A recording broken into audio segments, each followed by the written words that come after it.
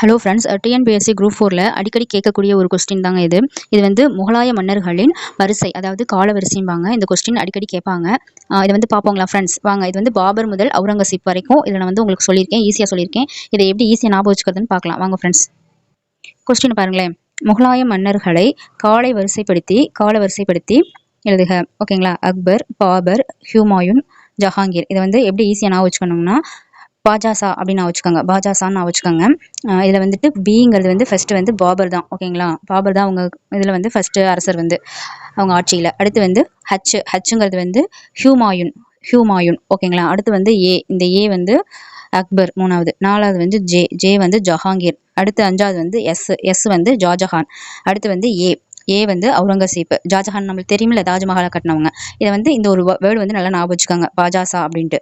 பீனா என்ன, ஹச்னா என்ன, ஏனா என்ன நம்ம விரிவாக நீங்கள் படிச்சுக்கோங்க. இதில் நான் உங்களுக்கு ஷார்ட்கட்டில் சொல்லியிருக்கேன். ஓகேங்களா ஃப்ரெண்ட்ஸ்? தேங்க்யூ.